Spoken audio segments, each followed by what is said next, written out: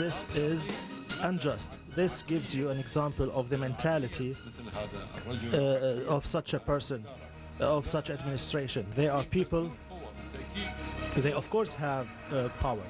We all admit that they have power, but they have power but no brains.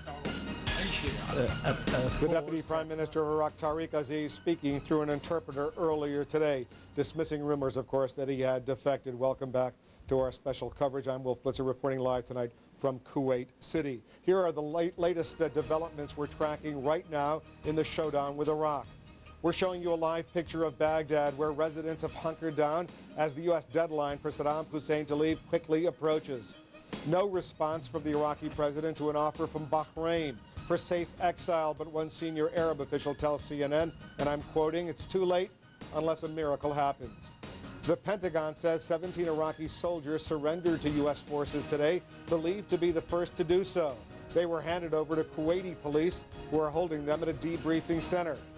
Italy's parliament has signed off on the use of its airspace and bases by U.S. forces for war against Iraq.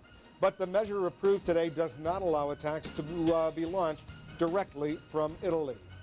And security is heightened across the United States, with the national terror threat level having been raised to orange high from yellow or elevated.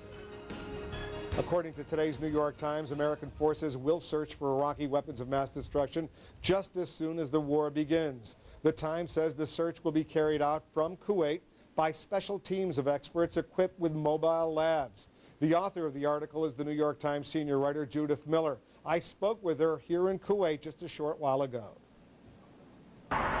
Judith, thanks very much for joining us. Talk quickly about the U.S. military's efforts to detect chemical and biological agents as they're being used, or even before they would be used against U.S. troops.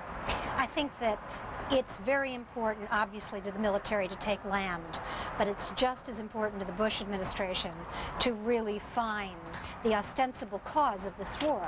And so as soldiers advance in the field, they are going to be accompanied by a team of scientific experts, intelligence analysts, technicians, technical people, who are going to be hunting for the chemical and biological weapons that they are fairly certain Saddam Hussein is continuing to hide. Now, there is a thought that he might have some radiological stuff hidden away also, but few people, in fact almost nobody, thinks that he has anything really nuclear at this point. But what about in terms of, forget about the long term, in terms of if they use it, chemical and biological warfare against invading U.S. troops, can they detect that in advance to neutralize it, to preempt, if you will? I don't think so. I think that's very hard to do.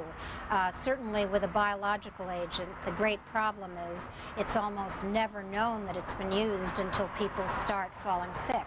There are some very fancy and elaborate detectors that have been put in the field to sniff the air that will be accompanying the troops, but basically I think that if it's used, you'll see someone standing in the middle of a field yelling gas, gas, gas. That at least is what we've been told in all the training those of us who've had who are going to be embedded.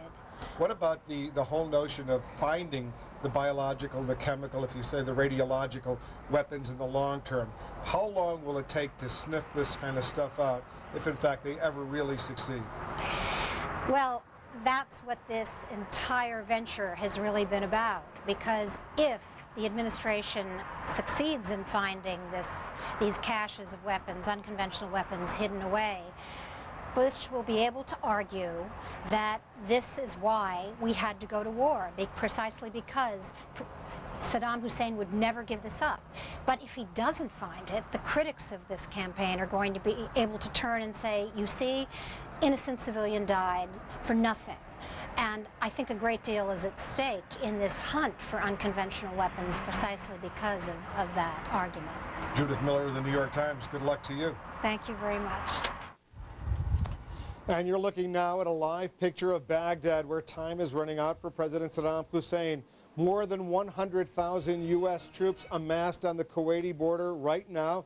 They're ready to strike. We're keeping a close eye on all the developments. We'll bring them to you, of course, when they happen. Also, ready for battle, U.S. troops on the brink of war. We'll take you along with the 101st Airborne. You're watching CNN, the most trusted name in news.